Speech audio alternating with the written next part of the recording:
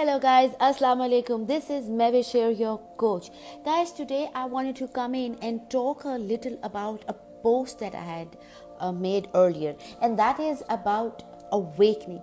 So guys, when you reach your awakening, when you have this shift in your reality, when you realize that all your life you've been living in a false bubble, layered and layered in masks of not your true authentic self, that is when you reach rock bottom and you realize and you find your true self. That is when awakening happens. But once you reach awakening is not the only final thing that I wanted to talk to you about.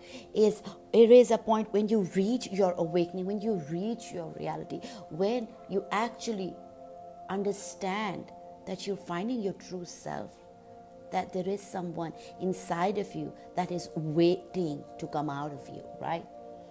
One thing that I feel that is very important and is not talked about much is what happens after you awaken.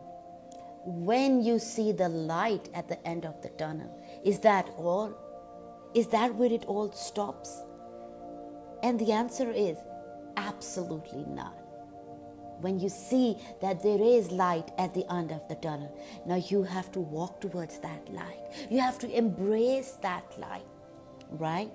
So my thing to you is, because I've been there and there's been a challenge for me, and I feel a lot of people are struggling with it themselves, is that when you reach your awakening, will you be that person who just stands in the tunnel and just looks at that light? Or were you that person who will embrace it, who will walk towards it, right? Who will take it all in? Because there are two sides to it, guys. Either you will embrace it or you will lose it. And how is that?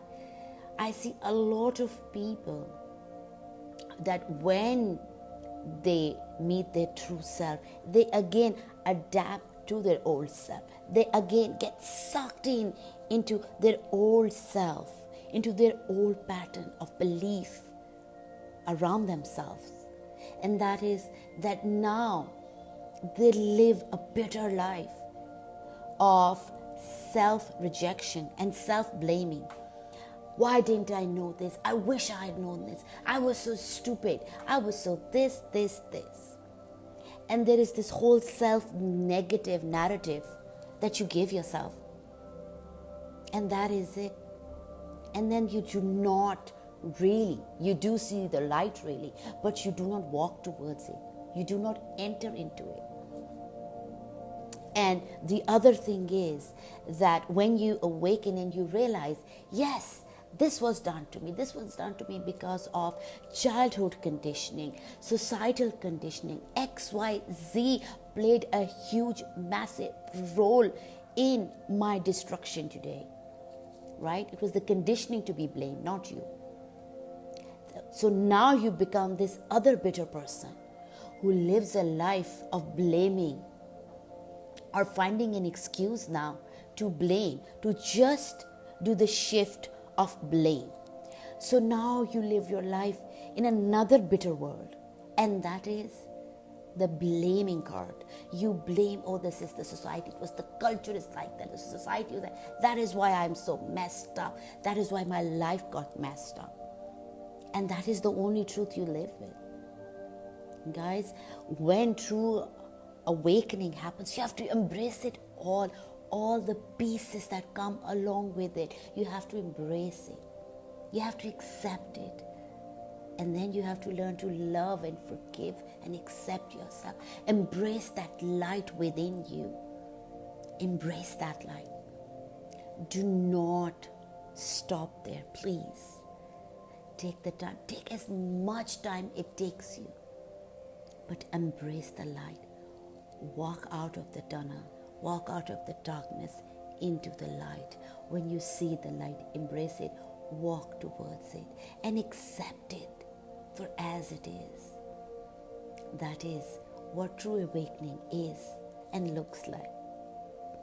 On that note, guys, I want to say one thing to you. If you are feeling stuck in your awakening, if you are not seeing what you want to see in your awakening, reach out to me, connect with me. Let's have an awakening call, just you and me. I look forward to hearing from you.